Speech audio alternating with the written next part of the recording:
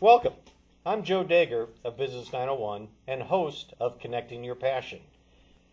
Today's guest, and John Pierce from Big Brothers Big Sisters. How did you come in contact with Lunch Buddies?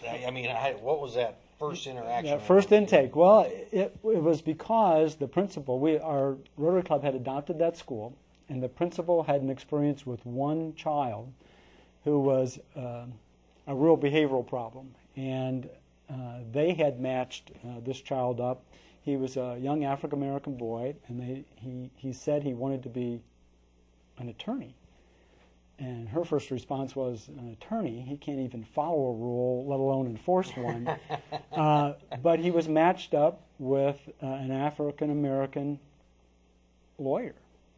And they hadn't been meeting together that long that this child really blossomed. He wound up winning the spelling bee contest. He was on the honor roll. He just did a total 180. And they're still in contact, but what happened was we went for a meeting with the executive director of Big Brothers, the principal, and the principal said, I want a lunch buddy for every child in my school. And we kind of, whoa, wait a minute, that's over 200. And typically if a school has a lunch buddy program, they might have 12. Okay.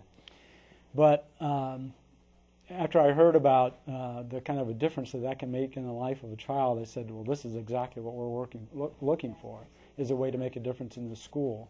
And so we accepted that challenge, and I've been recruiting lunch buddies ever since. And like I said, we're at 125, so we're well on our way. We're just running out of room to meet right now, which is a great problem to have. And since then, I have chosen to become a big brother, which allows me not only to meet with my lunch buddy at lunchtime, but I can do things with him on the weekend, and we've probably done 15 different things on the 15 weekends we've done, and everything we've done was a new experience for him. And it's a way to introduce them to the world in which they live. And teachers tell me that those kind of connections to and exposures to things that we may take for granted, like riding on the River Greenway, or going swimming at Northside Public Swimming Pool, or learning how to cook. One of the most exciting things he did was cooking hamburgers at my house, and also making pancakes for my family. And they raved about his cooking, and now he thinks he might want to be a cook, which is great. But lunch buddies and the Big Brothers thing, it makes such a difference. And those kind of experiences, kids, I'm told, need those kind of connections for them to comprehend what they're reading. Mm-hmm. If they've never been exposed to those things and they read about them, they don't know what you're talking about. Mm-hmm. And if you look at our community and the fact that in Fort Wayne Community Schools, for example, kids speak over 80 different languages. I mean, we are a culturally rich community, a lot of diversity here, which I think is one of our strengths.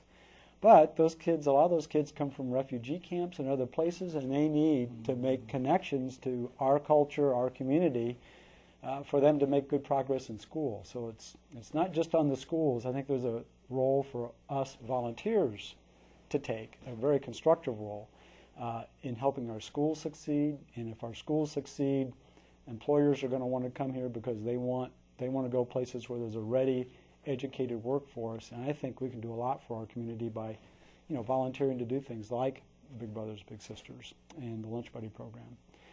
The amazing thing about Big Brothers Big Sisters is Lunch Buddies and the Big Brothers are just two of the ways that they outreach.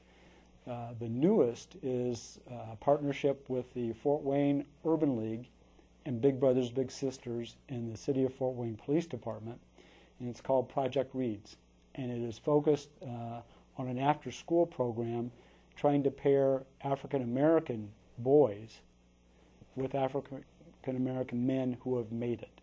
The invitation is for African-American men who have made it and are successful in their family lives and their careers to come back and mentor somebody else. Each one reach one is kind of the motto. And okay. Well, the Lunch Buddies seem like a great introduction It is. to the program, Yeah. okay, for someone to test the waters to see if they like it. I mean, Mm-hmm. is that what most of the people do? How they're introduced to Big Brothers, Big Sisters? Well, I think a lot of them are, and about 15% of lunch buddies go on to become a big brother, a community-based big brother. And the nice thing about it is that most people, even if they're working during the day, have lunch. And this is 45 minutes, you're eating lunch anyway, so it's really not cutting into your day that much. And why not spend your lunchtime making a difference in the life of a child? You can do both. And I'll tell you this, there's still an 11-year-old boy inside of me that loves those times too. So it keeps you young, I think. What's the age group, I guess, okay, that most Big Brothers, Big Sisters that they... Okay. The Lunch Buddy program is primarily for elementary school. We tried to get a grant to allow it to extend into the middle schools, but weren't successful. So it would take additional funding to go beyond that. But when you become a big brother, you can be a big brother for life. And there are big brothers that stay in contact, even after the young one has had a family, and they still rely on that mentoring relationship all through their lives.